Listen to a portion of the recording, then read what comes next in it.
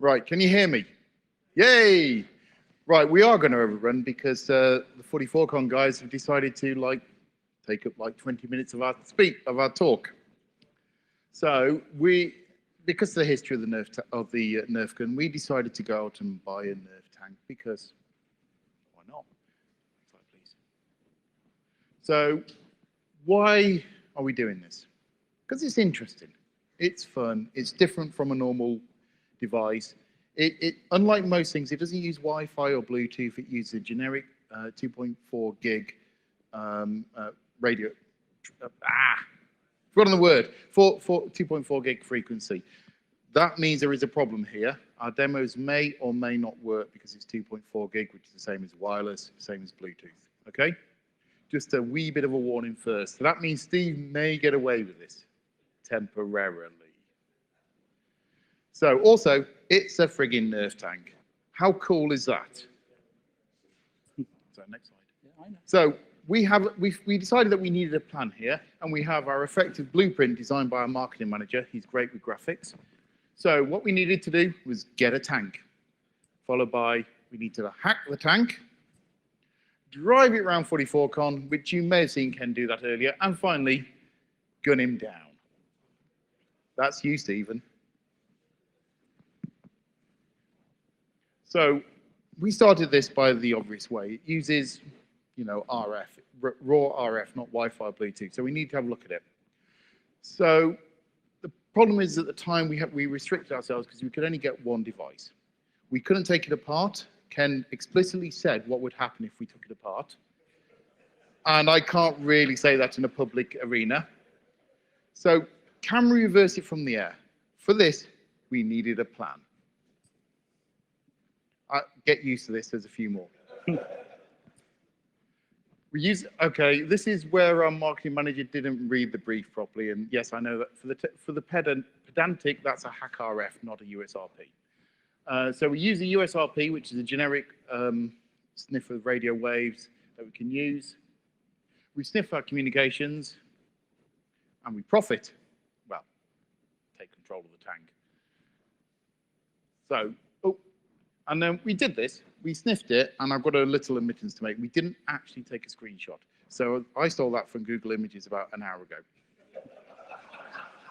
But anyway, after we sniffed, we sort of, a discussion between Chris and I happened. It was sort of like this. Yep, that's a signal. And Chris sort of said, yep, it's a signal. So essentially, this was, it was basically not getting us anywhere, and it wasn't getting us fast. We waited the whole morning, so we came up with this cunning plan. We knew Ken had to go off and talk about kettles. So we have a plan. So the first part of the plan was wait for Ken to leave the building. Second part was take it to pieces. Third part, solder things to it so it'll never work again. And fourth, profit. And Dave can show the results. I've got a controller here, and as you can see, it's easy to fall apart. There was actually a joke there. The controller was meant to spring apart, but it totally failed to. I'm sorry. This is why you do not work with controllers.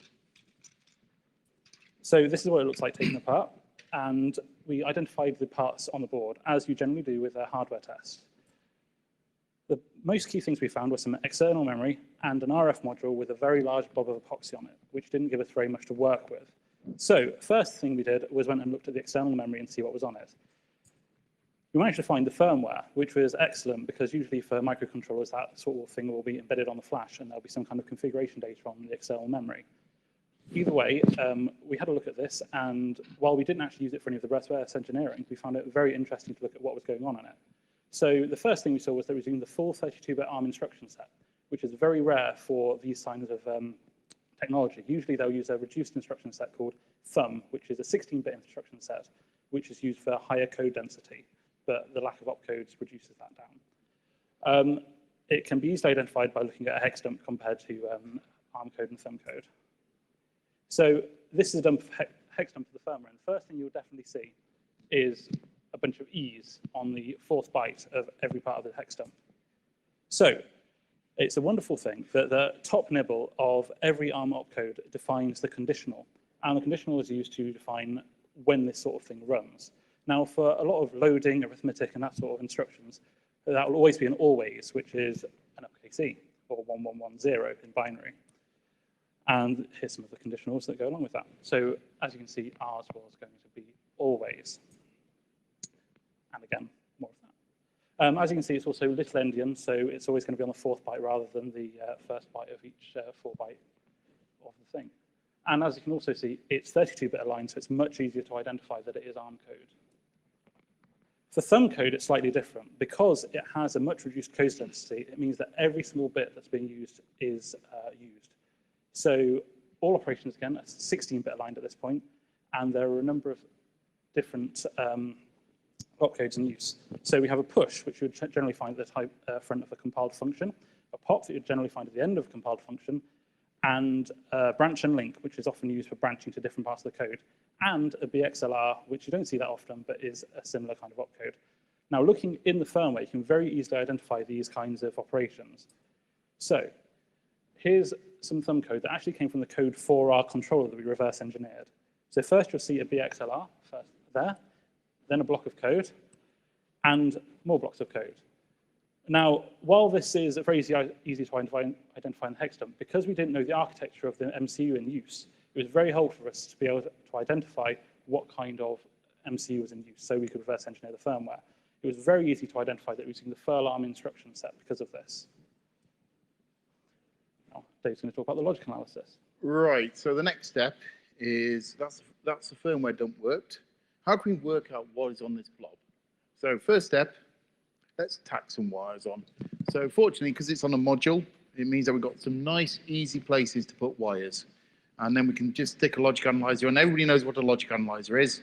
It basically just checks the voltage at various levels and shows you what they are. So next slide. And this is sort of roughly what we saw, which is very stereotypical of a SPI transmission. We have an enable, which tells you which thing is active, a clock, and you can see base activity on it, and MOSI and MISO, which basically say data in and data out. So we'll zoom in on that a bit. So here we can see the clock signal here. It's not actually a very good clock, if any of those pedantic. You can see the clock bits aren't exactly aligned, and then we have the data. So this one's saying the master send out a message of 42, and this is coming back with a message of 2. So after a bit of messing around, we sort of munged it all together, and we worked out what the basic things are. So in SPI, you'll often have something called registers, which is basically bits that can be written to. So we found a load of commands which would allow us to read from and write to registers, status command, and more importantly, register read and write commands at 45 and 05, which are to write stuff into the tank and back from the tank. And then we use this information to analyze data being received and sent from the controller to the tank and back. As you can see here, these are all the read commands. So these would be video stream data coming back from the tank to the controller, which we could then use to parse that data and make our own video stream from it, and basically use the tank as a CCTV system, a very shit one. Filtering the read commands allowed us to view all received data. This showed the incrementing value at the start of each frame, which we set, allowing us to see the start and end of data payloads as this data was chunked together into separate frames. We moved this together and basically made it into one contiguous piece of data, so it was a lot easier for us to analyze. Now, at this point, what you would generally do is look at the header of the payload, because that will give us the most relevant information. So you'll see some quite easy data there that will tell you what's going on. However, we wanted to talk about that where if you didn't have this sort of useful information on a video stream, as you often wouldn't, because we were expecting this device to be much harder to hack than it actually was. So if we look further in the data, we're just going to look at it without actually analyzing the header. So you can see that it looks like pretty much random data. This would mean it's either encrypted or compressed in some way. A compressed payload would have some sort of form of non-random data at the start and end of the packet, which would allow you to assess compression tables and that sort of thing. So here you'll see that we found, is the HDMI not working? No, good enough flicker. That's fine. As you can see, there's some more understandable contiguous data at the top of the payload that allows you to assess exactly what kind of compressed data is going on. And that correlated with what we found using the proper method to actually assess this. If the data was encrypted, the approaches we would have taken were to assess the firmware itself, searching the firmware for information such as that was relevant to the packet, such as a standard size, if it was a standard size, or if we failed at that, we would look at standard constants or tables that used by encryption algorithms. These could be things like AES boxes or constants used by things like TDA encryption, which would give us a much better idea of what's actually going on encryption-wise. And if we failed that, you could find every XOR instruction, check if there's any compares afterwards, and if there's a jump instruction back to a further part in the subroutine, allowing you to assess whether it's looping through for some kind of stream cipher. We can see you running away, you know, Steve. Right, that's the boring bit through, honest. That's basically how we went about it, went through all the analysis of it. This is basically the whole bit of this thing that I did. Everything else was Chris.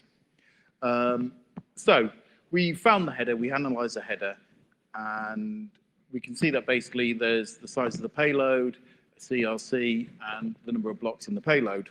And finally, the bit that I got really excited about, I used to do forensics work, and FF, DF, D8, FF, FE is so obviously a JPEG. It's nothing to do with the amount of porn I searched. So this was highly obvious that this was a JPEG, which generally indicates that it was using something called MJPEG, which is basically a video stream made up of lots and lots of individual JPEG files that it just plays one after the other, which makes it very easy to reverse engineer. Yeah, so using MJPEG is a very novel idea for an embedded device. Usually you'd use some kind of proper transport stream. And the reason for that is because most of the pictures were corrupted. It had a CRC at the top that meant that a huge amount of the packets that were in use would be just dropped and not shown to the screen because it could have caused memory issues or some kind of corruption.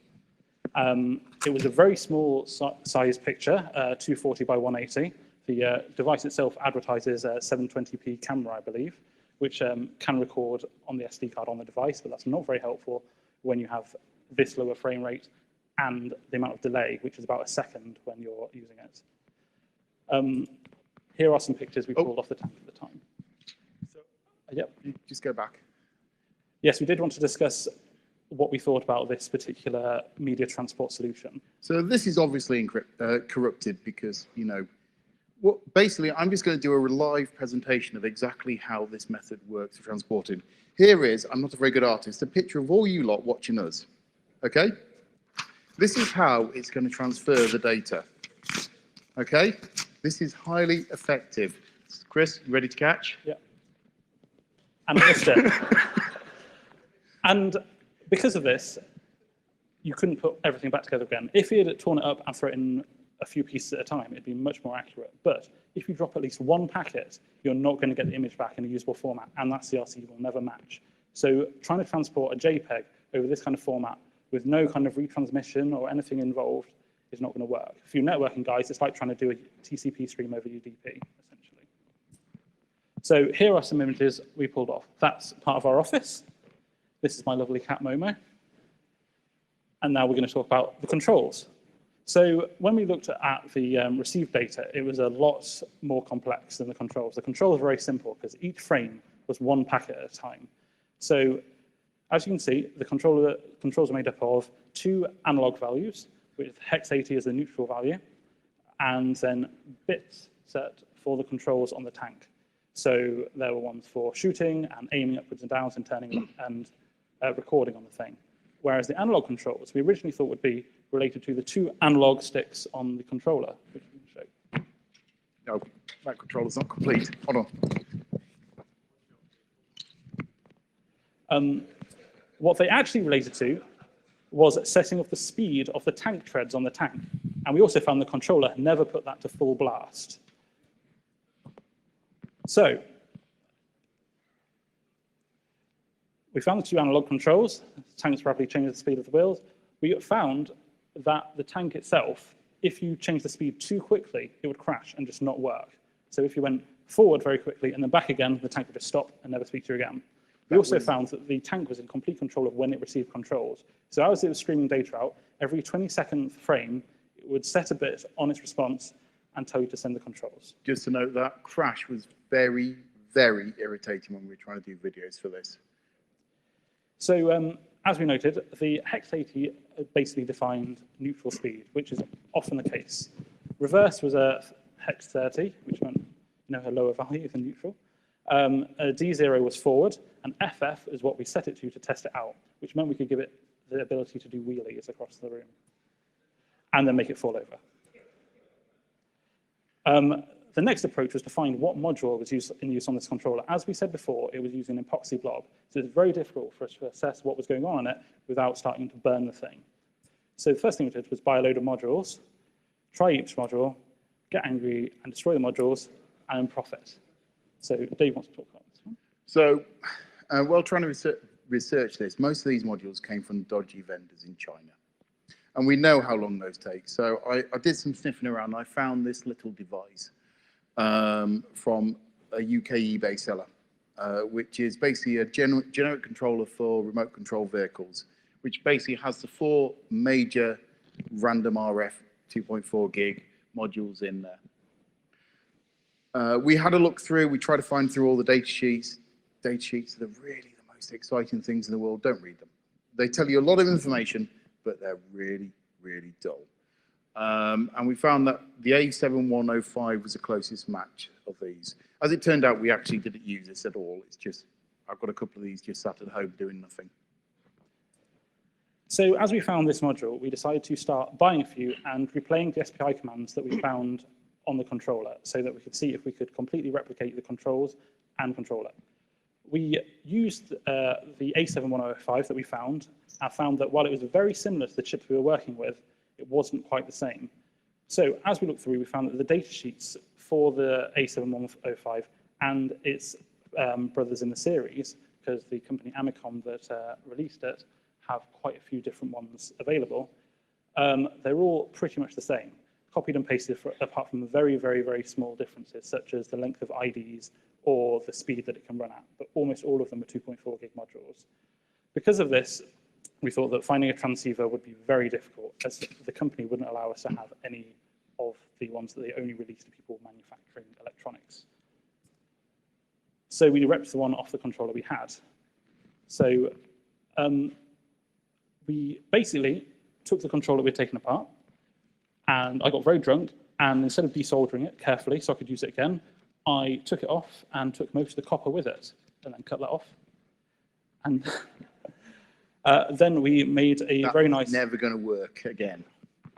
A very nice little shield for it so that we could just control the SPI directly. Just out of interest, by the way, that's held onto the board with blue tack.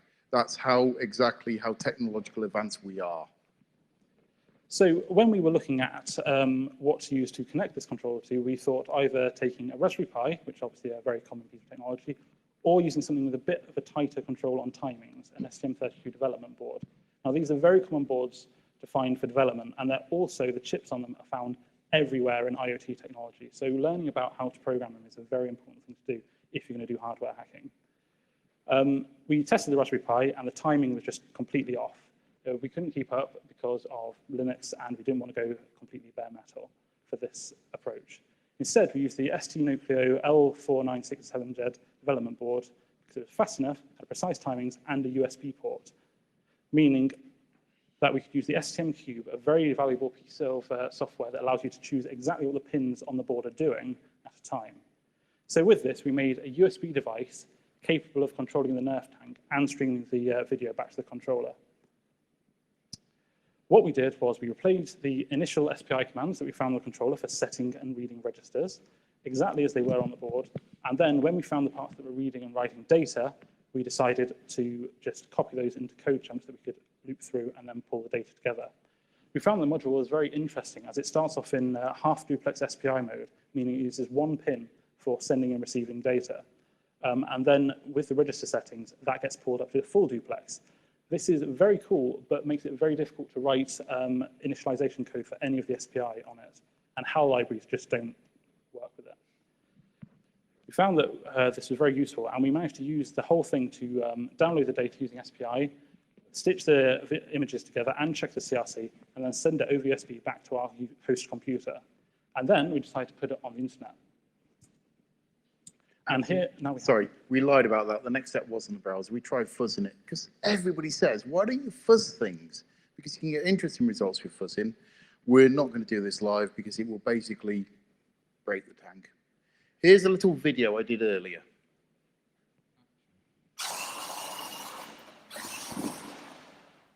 So it crashed at that point and Yep. never worked for quite some time. There was meant to be a shot that came out of that. I didn't see it, but The speed wasn't too good. I've got a really bad viewing angle. Now we had a working controller, we decided to do our next plan. So if we go back to what we remember, our whole point of doing this was to get a tank, drive it around, and shoot somebody who's currently standing in the middle of the audience. Wave, Steve. He's there. Thing is, it's not really efficient to drive it, especially when there's interference. So what we decided to do was attempt some form of machine learning to automatically recognize the target. There he's trying to sneak away. So we're going to a section called target acquisition. So I don't have a Steve Lord at home, but in the office we have loads of IoT toys and a color printer.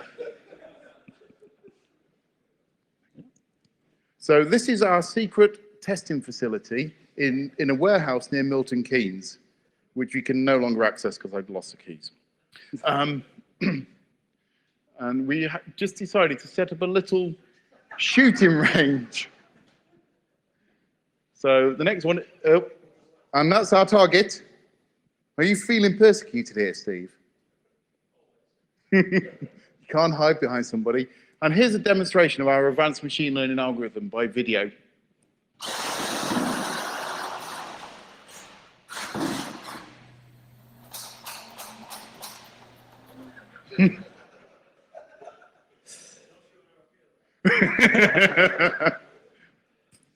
And now we're going to do a demo with the live thing and shoot Steve. Hope you're looking forward to this. Hold on. We need to. How can you put it down on the phone? It's not very good at the stairs. It's a bit like a Dalek. Have you turned it on? Oh, the on button is very important when testing hardware.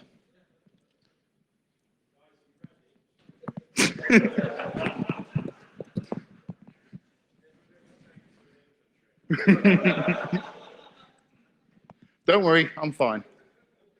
Is it on? Yeah. Good. Now it's not going to work, obviously. This is the problem with demos, of course. But it does work. And just so you can all get the video screen, which didn't show up for some reason. The video stream won't work so well because of the interference. The more of you who turn your phones off the Wi-Fi and Bluetooth, the better this signal will get. Just.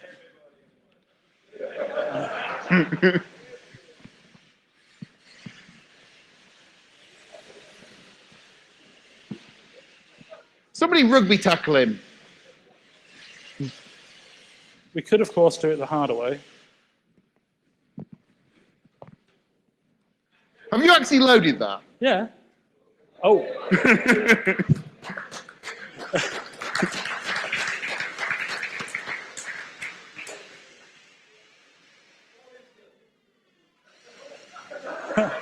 You can't run away. You cannot escape. It will be in your nightmares. So, go grab it, hold on your shoulder. There's an easy cheat to this. Have you ever seen Predator?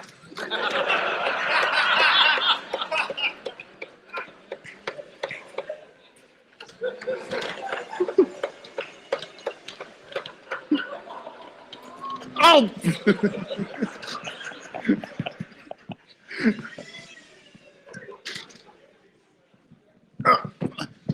I nearly fell over then.